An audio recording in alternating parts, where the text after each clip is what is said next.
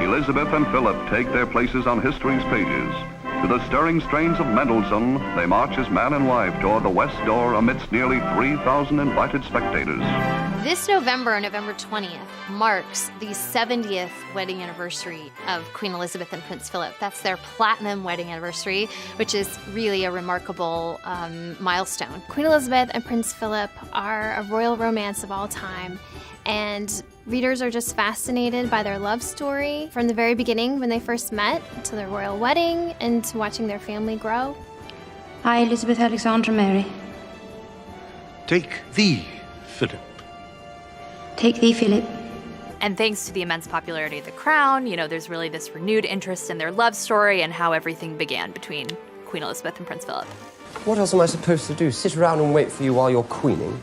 Queening? Yes, queening. The Crown was fantastic. It really brought to life British history in a way that no programme had ever done before. The second season of The Crown returns December 8th, so the excitement is really there for the second season, and also to know the real story behind it. So with Elizabeth and Philip's 70th anniversary and the second season premiere of The Crown, we thought what better time to celebrate their enduring romance and really incredible love story.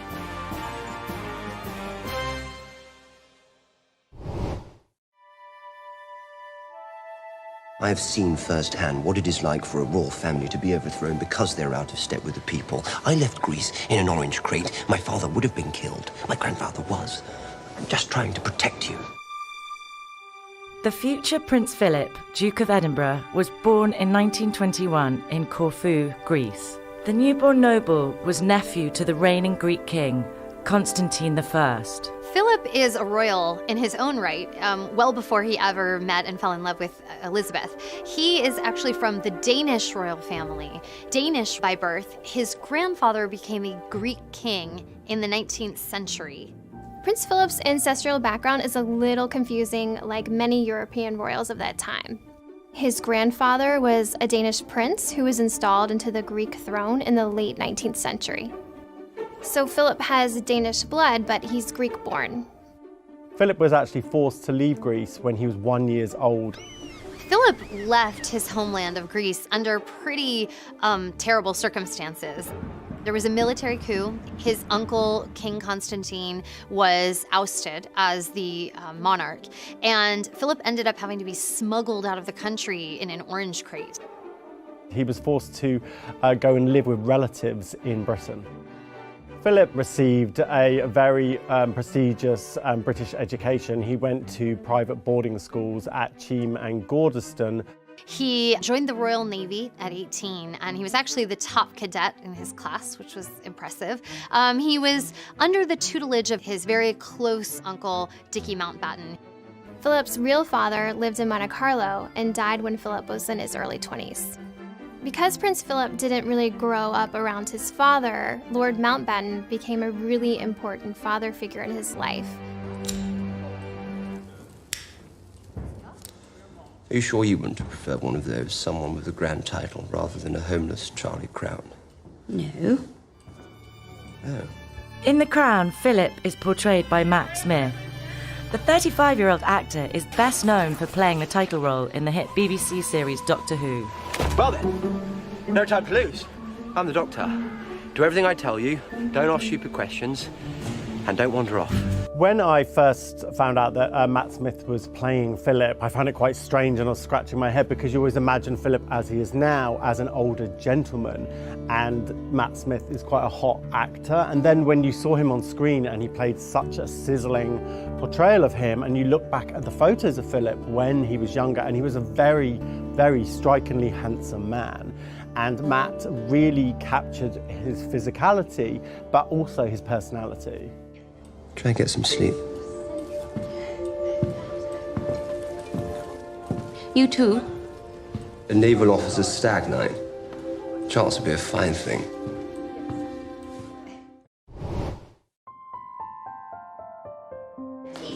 His Majesty has asked to see the two princesses.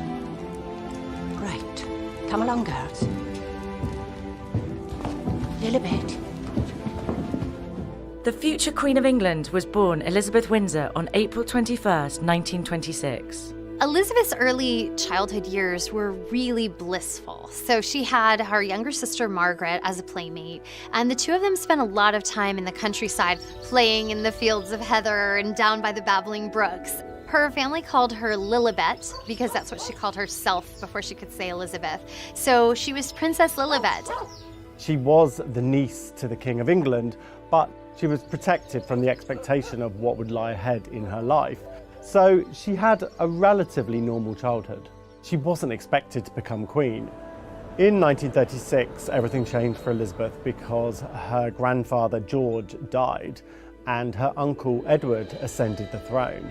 However, within a year, Edward abdicated. Edward decided to abdicate the throne in order to marry an American woman named Wallis Simpson, who was divorced. That marriage was not going to be permitted within the Church of England, and Edward decided to walk away from the throne in order to marry this woman whom he loved.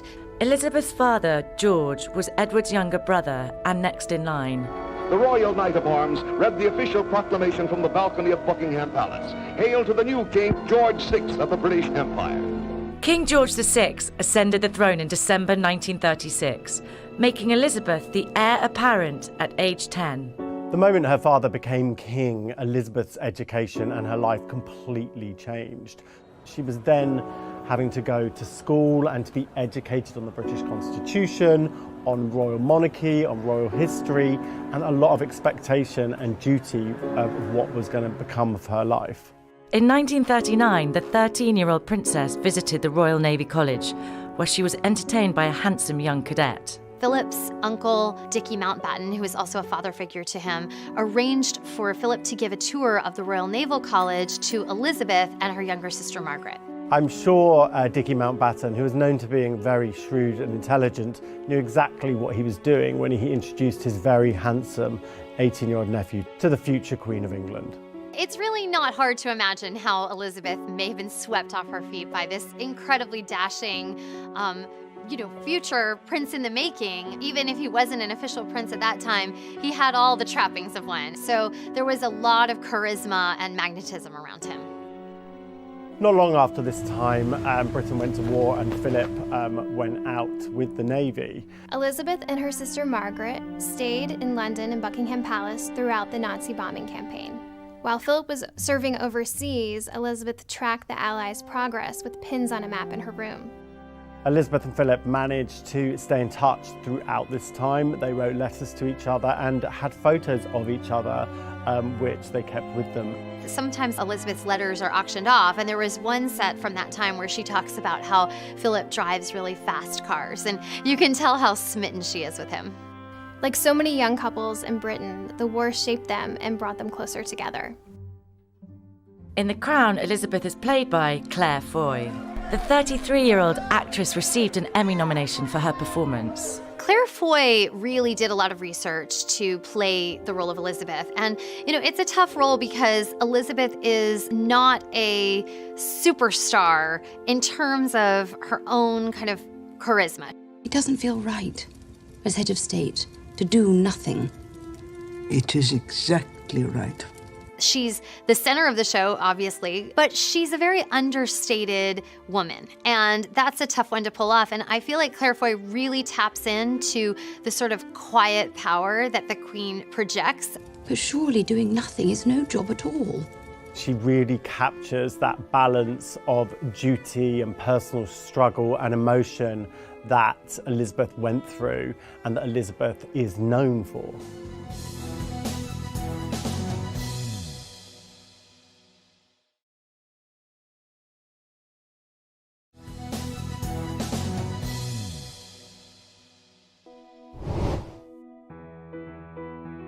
Apparently, there's a large breeding herd of elephants at Treetops, so we've got to get there early. Not too early, I hope. Don't worry. What else have you got in mind for our little holiday? Elizabeth and Philip were first introduced in 1939. By 1943, Elizabeth was the 17-year-old heir to the British throne, while Philip was a 22-year-old decorated officer in the Royal Navy. When Philip was the first lieutenant of HMS Wallace, a warship, he made this very shrewd move, which he's credited for in the history books.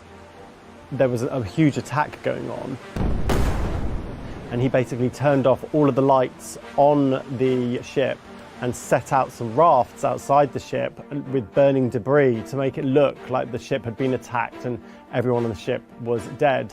And it meant that the ship actually survived the attack and drifted out away from the enemy fire. The surviving soldiers have praised his heroism and his strategy over the years, and he saved a lot of lives that day. Prince Philip was quite a catch. He was, quite tall. He's a very imposing gentleman, very handsome. And in fact, the Queen's bridesmaid, Lady Pamela Hicks, told people at one point that, Philip was every girl's dream Viking prince. That's what he was for Elizabeth. When the romance really sparked for Philip and Elizabeth would have been the Christmas of 1943. Philip spent his leave from the armed forces at the palace. He didn't have family to go to at Christmas time. He was invited to Windsor Castle, and this is, I think, when really the romance took off. They had met before, but it was on this occasion that Elizabeth reportedly told her governess that he is the one. He was not intimidated by her, he was fascinated by her, and she was clearly smitten. In March of 1946, the war was now over, and Philip finally returned to London for good. And the place he couldn't stay away from was Buckingham Palace. And of course, the reason was that Elizabeth was there, and he wanted to see her as much as possible, and she wanted to see him. He would spend nights sneaking into Buckingham Palace around the rear entrance in his sports car. It must have been very exciting for Elizabeth and Margaret, sneaking in this handsome athletic soldier into the palace where they could have fun. It was kind of like a dorm atmosphere, I'm sure. In June of 1946, on a family trip to Balmoral, which is the royal family's estate in Scotland, it's one of Queen Elizabeth's favorite places in the world, Prince Philip finally popped the question to Elizabeth. And without even asking anyone, she accepted his proposal. This was a very subversive moment for Elizabeth. She's the future Queen of England. There's a lot of expectations and there's a lot of implications on who she chooses as her husband. And for her to do this very stridently and very believing in herself and not consulting with anybody shows how much in love Elizabeth was with Philip. This is a time when no matter who you were, if you're a young woman in that time period, you are going to ask your father's permission. You are going to make sure your family approves. And the fact that Elizabeth did not seek that approval was pretty revolutionary. When Elizabeth told her family that she was engaged to Philip, her father was very pleased with the decision, but they asked them to wait a year to announce this, to wait until Elizabeth was 21 because this was seen as a respectable age. That was a big secret to keep because this is someone who is the direct heir to the throne, who has all the world's attention focused on her. There was a lot of media interest. The public appetite to know about her personal life was huge. There were a lot of rumours in the press, but nobody knew for sure. On July 9th, 1947, the palace issued a statement announcing the engagement. That same day, Elizabeth and Philip made their first official appearance together at a royal garden party.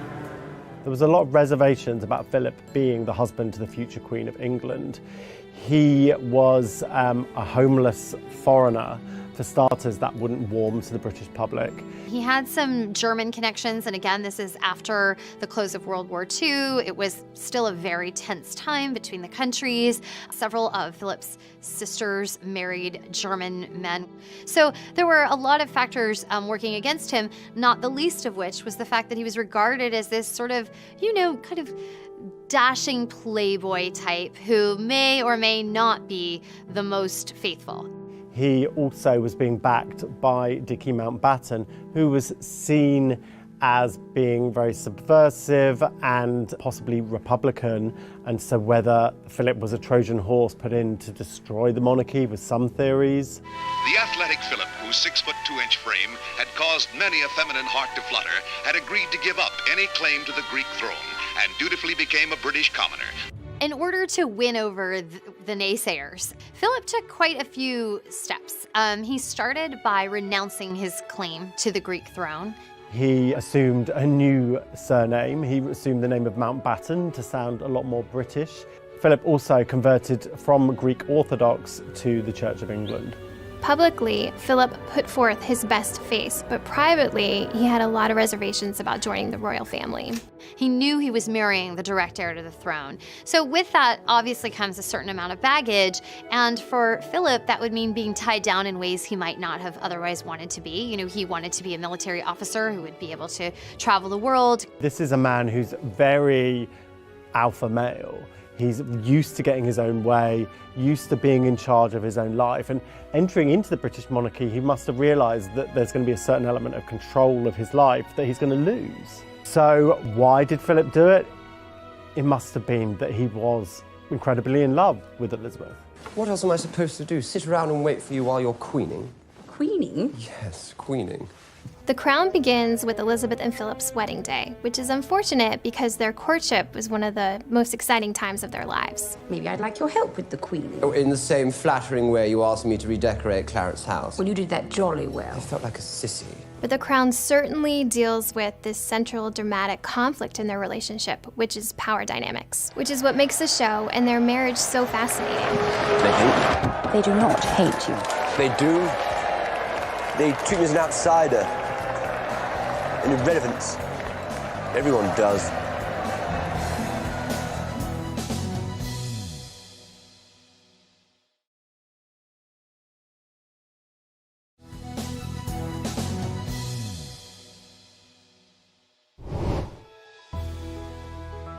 It's quite a victory. There wasn't a single person supported the match, not a single ally at court or in government. Yet here we all are.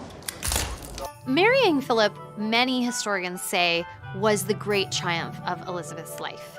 Elizabeth prevailed over doubters within her own family, within the palace, within the public, within the parliament, who felt that Philip was not a suitable match.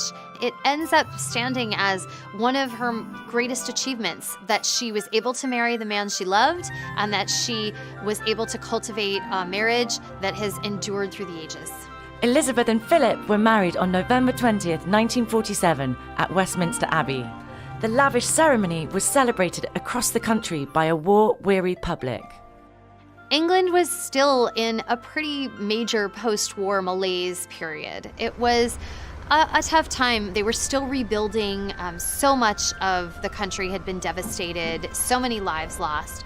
And they were really looking for a bright spot and a reason to kind of start a new chapter. And certainly the wedding of Elizabeth and Philip was an opportunity to do that. And that's what the wedding really signified. This was the first time ever that a wedding like this was broadcast to the world, and 200 million people tuned in. 500,000 people lined the streets in London to get a glimpse of the big day, and 2,000 people were invited inside. This included 6 kings and 7 queens. An interesting detail from the wedding day is that Elizabeth's pearl tiara snapped just before she left Buckingham Palace. So there was actually a police escort who escorted the royal jeweler to fix it. Goes to show even royals have stress on their wedding day. But right before Elizabeth walked down the aisle, the repaired tiara was delivered to her just in time. Elizabeth's very lavish wedding dress was designed by Norman Hartnell, who was a very well-regarded British fashion designer at the time who had worked with the royal family. And he created a fairy tale gown for the then princess. It featured a sweetheart neckline, a full princess ball gown skirt, and 10,000 hand-sewn pearls. One thing that was interesting in the wedding between Elizabeth and Philip was the language. The traditional vows include the word obey, and because she was a future sovereign, the government didn't want to have her obeying anyone except for the laws of the land and not her husband. To love and cherish and obey. There's a scene in The Crown when the vows are taking place. Obey? She insisted. It was discussed. And Winston Churchill's wife asks him, "Obey, really?" And he says, yes, she insisted. Elizabeth has always been clear that in addition to being a monarch, or at that time the future monarch, she's a wife and she wanted the traditional vows. It might seem like a small detail now to us, but at the time it was a big deal to keep that word in and to have a future monarch vowing to obey her husband. This nation needs is several years of strong, steady, experienced administration. In The Crown, the role of Winston Churchill is played by John Lithgow. The 71-year-old Oscar-nominated actor won an Emmy for his outstanding performance. On The Crown, we see John Lithgow really portray the closeness between Winston Churchill, the then Prime Minister, and the then Princess Elizabeth, soon to be Queen Elizabeth. Your Majesty. It was really what every British person expected and loved about Churchill, the fiery spirit, the cantankerousness, but the warmth and duty there at the same time. It was a really impeccable job. There is no problem so complex, no crisis so grave that it cannot be satisfactorily resolved within 20 minutes. So, shall we make a start? On the balcony where kings and queens have appeared unnumbered times on great occasions, the young couple happily share the supreme day of their lives with their countrymen. For Royals fans, one of the best moments in any royal wedding is the big balcony moment. And that's something we have anticipated, certainly in modern times, for Kate and William's wedding, for Charles and Diana's wedding, but it really all started with Philip and Elizabeth's wedding. 3 generations of the royal family now appear. But it is the young bride and groom who really rule England this day. That Buckingham Palace balcony on the Mall in London, it's so grand. And seeing them walk out in her wedding splendor and her handsome prince, it created a groundswell of joy and excitement and celebration for the people of England and the United Kingdom and really all around the world. It was clear that the whole royal family were really happy in these photographs. You've got the mum who's beaming, you've got the king who's beaming. It really was an amazing celebration. What it signified in that one joyful moment was the dawn of a new era, of a new royal family that was putting on display some of the pageantry that in the past maybe had just been kept amongst themselves. It was now shared by the nation and the world.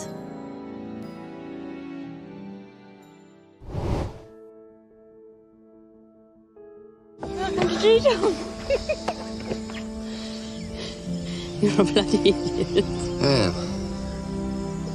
After Elizabeth and Philip married, they had this sort of golden honeymoon period. She was not yet queen. She was still Princess Elizabeth. Her husband was serving in the Royal Navy. This is a time where they're living a really normal life, and this is when they start a family. On November 14th, 1948, Elizabeth gave birth to Charles, the future Prince of Wales. Her Royal Highness is the proud and happy mother of a prince. The salute is fired, and in the monarch's home lies the infant boy who will one day be king. Philip and Elizabeth were solid and good parents. They were very loving. They were very unsentimental, though. It was a very different time, and they would often leave their children for months on end. By the time of their second anniversary, he was on active duty again in Malta. She left Charles with the governess and the Queen Mum and joined her husband. The time in Malta really was the time of Elizabeth's life. It was a really great time of freedom and to really be a normal married couple. The Queen's able to go out shopping, she's able to go and get her hair done. There's a great candid photo of the Queen from that period before she was Queen dancing on a Navy ship. And she looks so carefree. She's sort of spinning around, her hair and her skirt flying behind her. And it's really a Queen you do not usually see. While in Malta, Elizabeth became pregnant for the second time, and in August 1950 gave birth to Anne, the couple's only daughter. Following Philip's time in Malta, they returned to London, and Clarence House had been renovated for them. And the Clarence House is a royal residence, but it's not like Windsor Castle or Buckingham Palace. It was a family home, and they redecorated it. They made it their real first home. These years living in Clarence House as a normal nuclear family was a very precious time for them before she would become the queen and they would have to move to Buckingham Palace. It was clear to Elizabeth that because she was in line for the throne and her father, King George, had been ill with cancer for a long while, her life was going to change. In 1951, King George had one of his entire lungs removed, so they really knew that this magical time wasn't going to last forever. That looming, there was the threat of King George's death and Elizabeth's ascension to the throne.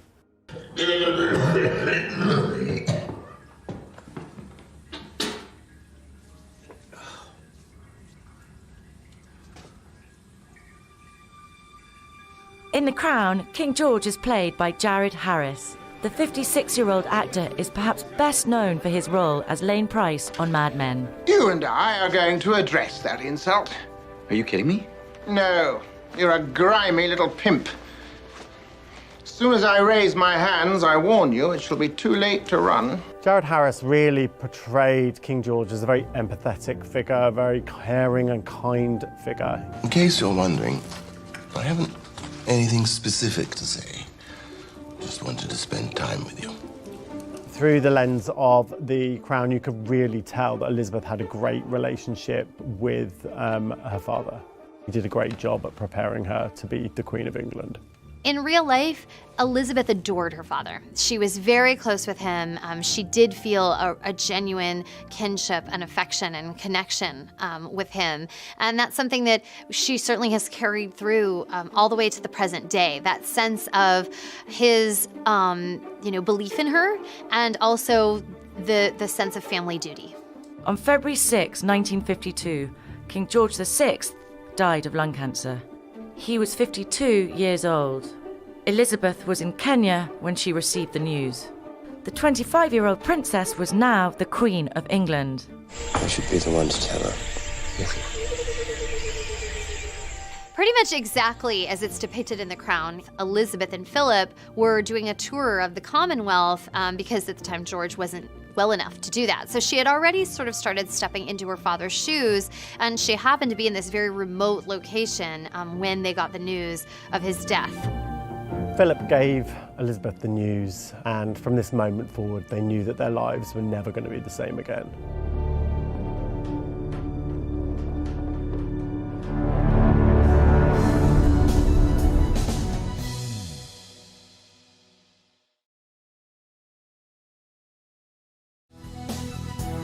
Pimp. As soon as I raise my hands, I warn you, it shall be too late to run. Jared Harris really portrayed King George as a very empathetic figure, a very kind figure. In case you're wondering, I haven't anything specific to say. Just wanted to spend time with you. Through the lens of The Crown, you could really tell that Elizabeth had a great relationship with her father. He did a great job preparing her to be the Queen of England. In real life, Elizabeth adored her father. She was very close with him. She did feel a genuine kinship and affection and connection with him. And that's something that she certainly has carried through all the way to the present day. That sense of his belief in her and also the sense of family duty. On February 6, 1952, King George VI died of lung cancer. He was 52 years old. Elizabeth was in Kenya when she received the news. The 25-year-old princess was now the Queen of England. I should be the one to tell her. Pretty much exactly as it's depicted in The Crown, Elizabeth and Philip were doing a tour of the Commonwealth because at the time George wasn't well enough to do that. So she had already sort of started stepping into her father's shoes, and she happened to be in this very remote location when they got the news of his death. Philip gave Elizabeth the news, and from this moment forward, they knew that their lives were never going to be the same again.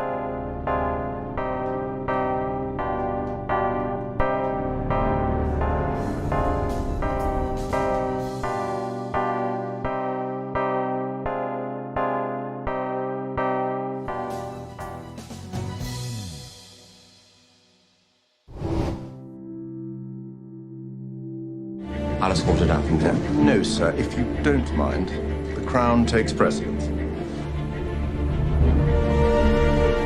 In 1952, Elizabeth and Philip were in Kenya. While they were there, they got the news that King George VI had died, making her the new queen. So really, when they came home, they came back to a totally different life and totally different expectations from the life that they left.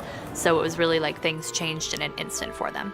Elizabeth is adjusting to a massive change, which is she is now the queen and she's a young mother on top of that. So there are a lot of competing demands and a lot of shifting power balances within the marriage between Elizabeth and Philip. There are decisions she's going to need to make as monarch that he might disagree with, that if you were a different type of couple, maybe you're going to talk it out and compromise. She's now the queen. Immediately, Elizabeth and Philip have to move from Clarence House to Buckingham Palace. And straight away, Philip is realizing that his power and his influence and his decision-making is waning, and he's losing control of aspects of his life. Clarence House. Our home? What about it? In the show, we see Philip really object to making the move from Clarence House to Buckingham Palace. We have to give it up. The home of the Sovereign of the United Kingdom is Buckingham Palace. Says who? Me. This isn't something that either Philip or Elizabeth has ever publicly discussed, but you can imagine that this was a move that would have been tough for him. This is the first proper home I've ever had. Knowing that he was going to a place that was a gigantic, drafty, not the cozy family home that maybe, they had been able to craft for themselves in Clarence House, but also really in the public eye. They'd rather we didn't keep the name. Mountbatten. Who's they? Cabinet. It's none of their business. One of the first conflicts to arise once she's made queen is what the children will be named. Philip very much wanted his children to carry the name Mountbatten, as he did. The name has to be Windsor, for stability. The Queen, acting on advice and request really from the government, had to keep the name Windsor, and they did. This was one of the biggest fights in Elizabeth and Philip's marriage. Philip was really rankled about this decision. He remarked that he was the only man in England whose children wouldn't be taking their father's name. What kind of marriage is this? What kind of family? You've taken my career from me, you've taken my home, you've taken my name. I thought we were in this together. Philip is very quickly seeing himself shoved in the background here, and he doesn't know what his role is going to be. There's no textbook study for somebody being the prince consort, and so he's struggling with being emasculated and not really knowing what he's going to have to do going forward. The Duke of Edinburgh comes to vow lifelong allegiance to his queen. On June 2nd, 1953, 16 months after the death of her father, Queen Elizabeth was officially crowned at Westminster Abbey. The coronation was televised for the first time ever, and 20 million viewers tuned in. It's the first time that a world audience has seen this kind of ceremony and gets an insight into the workings of the British monarchy. No one does coronations like the British royal family. This is a very, formal, opulent, steeped in history, extravagant ceremony that has so many layers of meaning and tradition. As the Archbishop of Canterbury confirms Elizabeth's sovereignty by placing on her head the 6-pound King Edward's crown. The pomp and pageantry of the 2.5-hour ceremony is witnessed by the Queen Mother and Prince Charles. One of the things that made Elizabeth's coronation so special is that she was so young. She was only 26 years old, and it's not often that you see such a beautiful, glamorous young woman ascend the throne the way that she did. It was pure spectacle as well as great grand tradition, kind of all coming together in this one massive event. With becoming dignity, the Queen walked from the chair of estate to a place near King Edward's chair, preparatory to the ceremony of recognition. She was certainly very poised that day, very calm, collected, as she really always is in these kinds of situations. But she rose to the occasion and fulfilled her destiny. I have in sincerity pledged myself to your service, as so many of you are pledged to mine.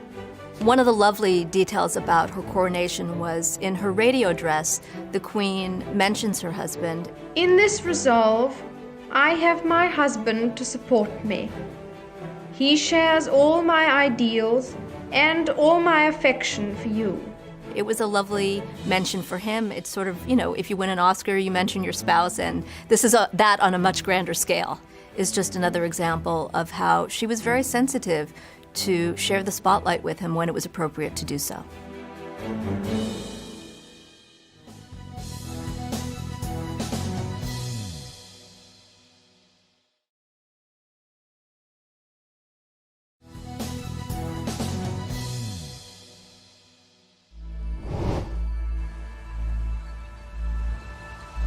Take a worm. What? A worm with your fingers. Go on. They won't bite the worms, boy. That's it. Good boy. It's wriggling. Of course it's wriggling. It's a worm. It'll stop wriggling once you put it on the hook. Throughout the 1950s, Elizabeth remained busy with her royal duties, while Philip reigned supreme over the couple's home life. Within their real life, Philip was really in control of the family decisions and everything going on within the family. He really wore the trousers. Philip was very insistent on Charles's education be similar to his, and that he would go to private school and go to Gordonston. This was actually in contrast to what the Queen Mum wanted for Charles. Gordonston is a much more brutal environment for education. It's quite a stern place, and the Queen Mother didn't really feel this suited Charles's personality, as he was a lot more sensitive and not ready for this. Elizabeth stood by Philip's decision because she had decided early on that Philip would control a lot of the family's decisions. What we've since learned is that Charles did not really enjoy boarding school. And as he grew up and started to talk about his upbringing, he had some harsh words for those years. In the past, Charles has really spoken out about how he didn't love boarding school, and he felt that his parents were sort of detached and not very present in his life when he was a child. But he's kind of changed his tune a bit and said that he does have happy memories of his childhood and has a good relationship with his parents. I think it's very fair to say that they were loving parents, but they were loving in a very different way to today's judgments of parents. They weren't very cosy, they weren't very lovey-dovey. There was a big love there, but it was very distant. There wouldn't be any second thoughts about leaving the children on their own and not necessarily seeing them.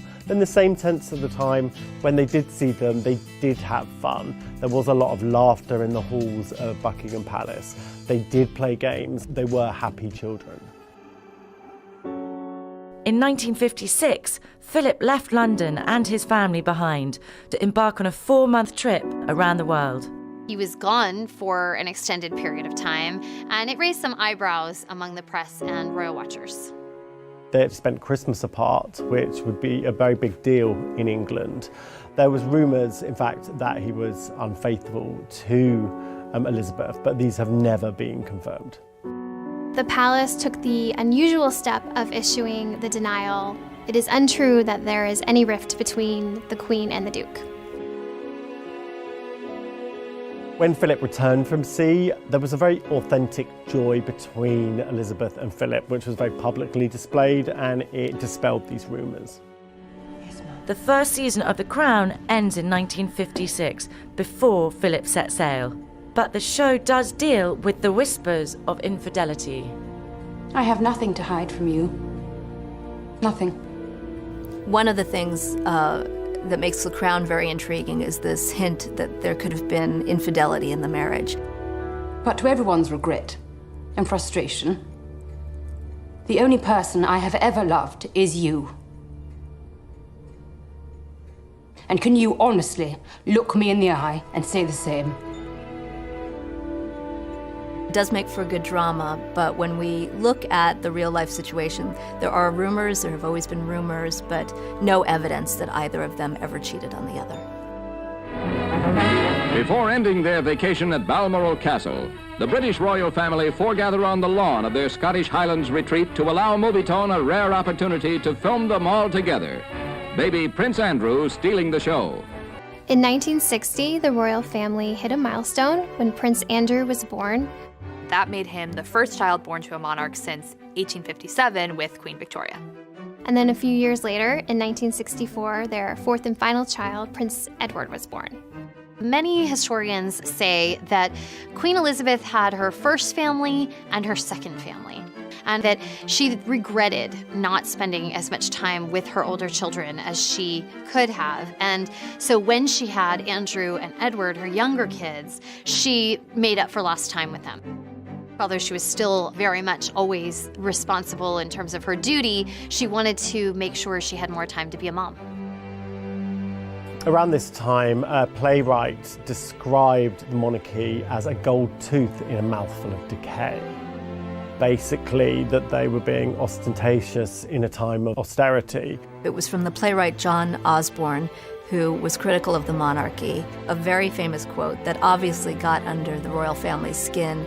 And they responded in 1969 by allowing themselves to be filmed for a documentary where you saw them doing normal things. You see them on a picnic and sitting down to dinner and talking as a family. Extremely difficult sometimes to keep a straight face. When the Home Secretary said to me, there's a gorilla coming in.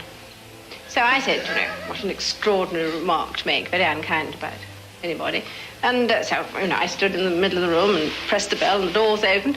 There was a gorilla. At this point, Andrew and Edward are still younger, but Charles and Anne are, pretty much young adults. And so there was some talk that they resented the intrusion. It was almost like a reality TV show before that was a thing. And it was certainly something the royal family really rarely, and if ever, does. Despite the children looking back and saying they felt it was intrusive, the film at the time really had the desired effect, which was to humanize the monarchy for their subjects. People who watched it in 1969 looked and said, the Queen is just like me. She, takes things out of a picnic basket and feeds her family and plays with the dogs. It was sort of delightful. That's all I got. Thank you.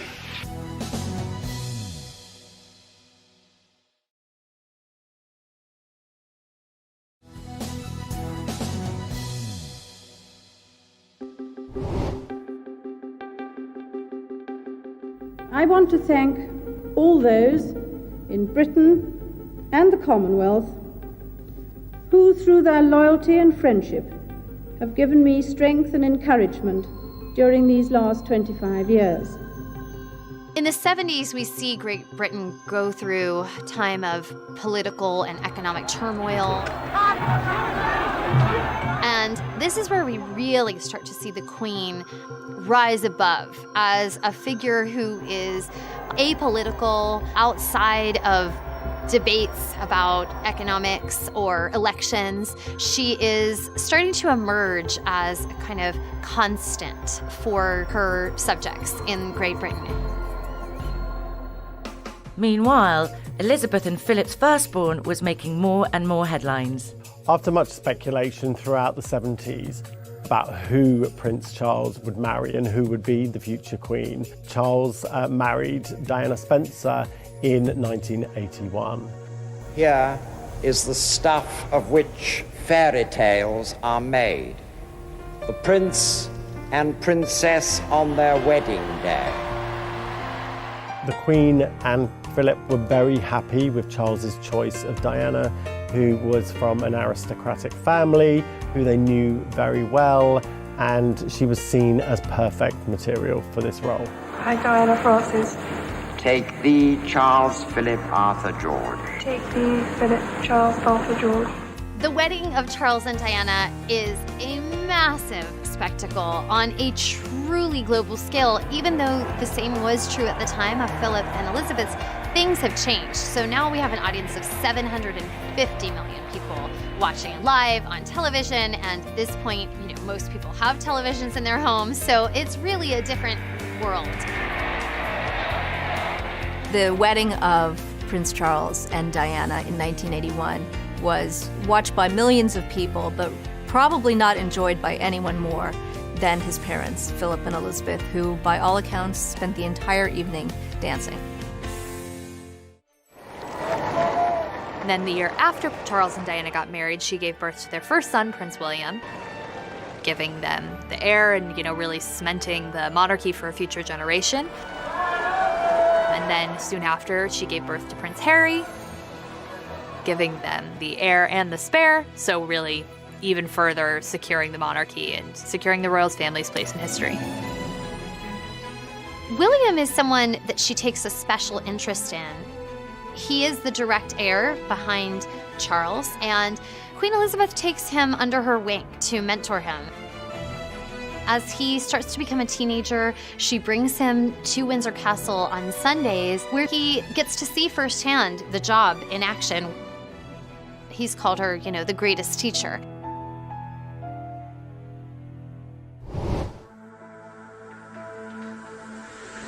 "1992 is not a year on which I shall look back with undiluted pleasure. In the words of one of my more sympathetic correspondents, it has turned out to be an annus horribilis." The most difficult time of Philip and Elizabeth's life would have been 1992, which she in fact described as her annus horribilis in her Queen's speech at Christmas time. The annus horribilis is a Latin term that the Queen used to describe a very bad year.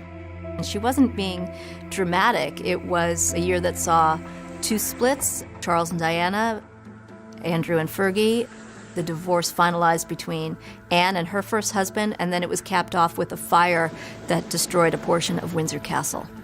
I sometimes wonder how future generations will judge the events of this tumultuous year. I dare say that history will take a slightly more moderate view than that of some contemporary commentators. He who has never failed to reach perfection has a right to be the harshest critic. Prince Charles and Princess Diana's separation is a period of tremendous pain for the royal family, and in particular for Queen Elizabeth, because this is her firstborn child, and marriage is extremely important and sacred to Elizabeth. So first she finds out that this marriage isn't working. Next, Princess Diana goes on television, and Prince Charles also, and each give interviews talking about their own infidelities. And in Charles's case, he admits that he cheated on Diana with his longtime love, who he would later marry, Camilla Parker Bowles. And in Diana's case, she famously says, "Well, there were 3 of us in this marriage, so it was a bit crowded."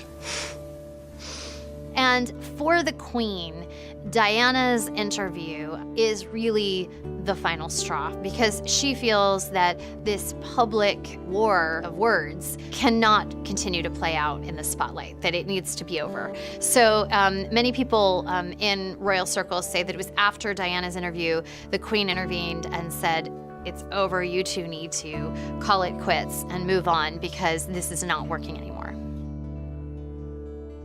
Charles and Diana's divorce was finalised in 1996. The following year, Elizabeth and Philip were forced to mourn the sudden and tragic death of the People's Princess. Confirmation from Buckingham Palace tonight that the world has lost Princess Diana at age 36, dead in a car crash in Paris, along with her companion of the past several weeks, Dodi El Fayed, one of the heirs to the Harrods department store fortune. The Queen's reaction was criticized really around the world, especially, however, among the people of the United Kingdom, who were really grieving in their own way for this beloved princess. She was, at this point, her son's ex-wife. She was also the mother of 2 of her grandchildren, and she was a figure whose own fame had really outstripped the Queen's in many ways. And certainly her popularity had become on another level from anything the world had ever seen before. So that was a lot. There were a lot of layers for the Queen to navigate after Diana's death. The Queen remained at Balmoral, the Scottish estate where she and Charles and William and Harry had been when they learned of Diana's death. And many felt that she needed to return to London and acknowledge the tragedy. The city of London was in this sort of collective mourning and grief. And the days went by where Elizabeth was still not there, not there, not there. I think it's disgusting that they have not appeared or said a word relating to all this. I really am upset. I can't understand the Queen doing it, really.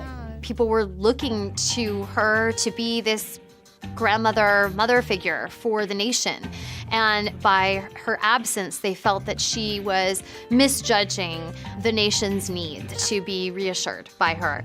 So ultimately, she came to London and she gave this sort of famous address on television. What I say to you now, as your Queen and as a grandmother, I say from my heart.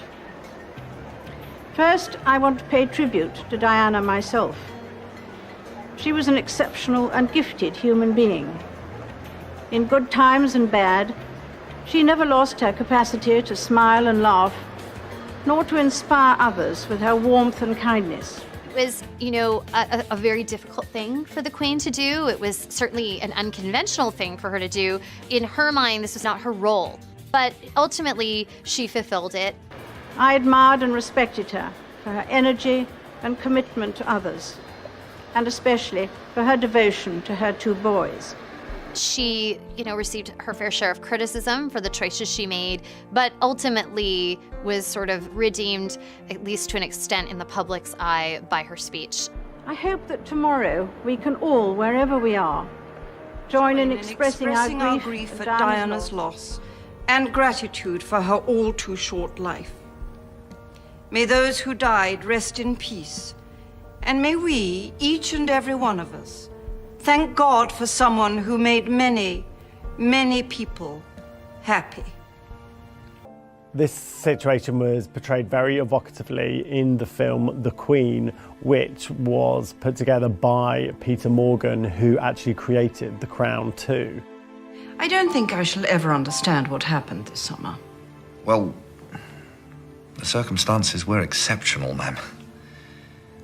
And in the end, you showed great personal strength, courage, and humility. You're confusing humility with humiliation.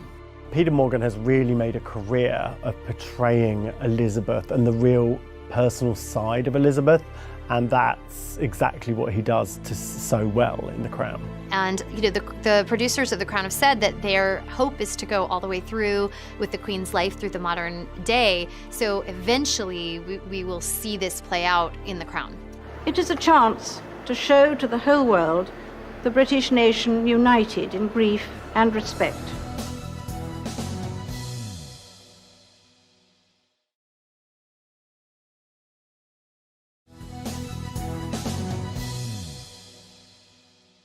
And bad, she never lost her capacity to smile and laugh, nor to inspire others with her warmth and kindness. It was, a very difficult thing for the Queen to do. It was certainly an unconventional thing for her to do. In her mind, this was not her role. But ultimately, she fulfilled it. I admired and respected her energy and commitment to others, especially for her devotion to her two boys.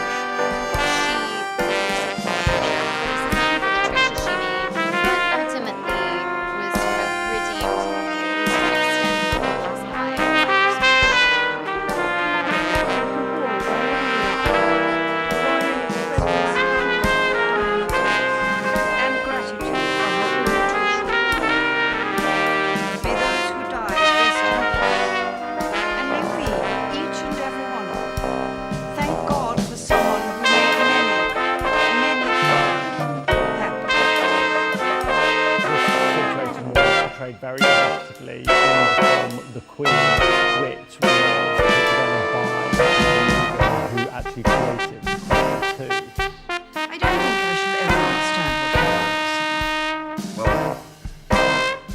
circumstances were exceptional. And in the end, you showed great personal strength, courage, and humility. You're confusing humility with humiliation.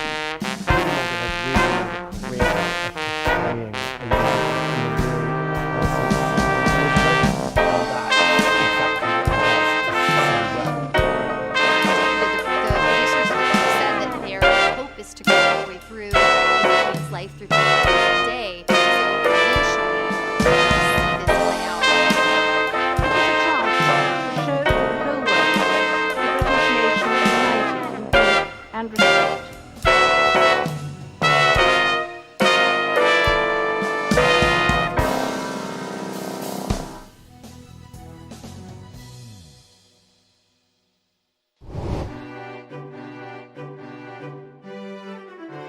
In 2011, Elizabeth and Philip celebrated the marriage of their grandson, William, the future king, to Catherine Middleton, a commoner from the village of Bucklebury.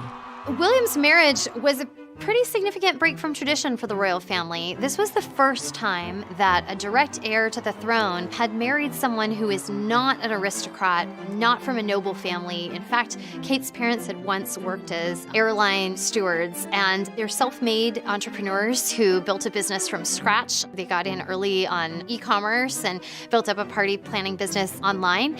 And so Kate is not from a family that would have historically been considered suitable for marrying into the royals.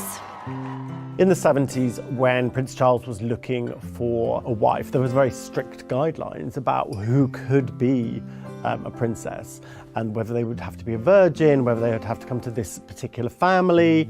And the Queen really lessened those restrictions and has advocated for Prince Harry and for Prince William just to basically follow their own hearts and to choose who they want to marry. We're watching for an engagement announcement from Prince Harry, who has been dating the American actress Meghan Markle, and she could be the next princess. There is so much about Meghan that would make her a completely different kind of royal bride should Harry propose. She's American, for starters. She's an actress. She's very independent.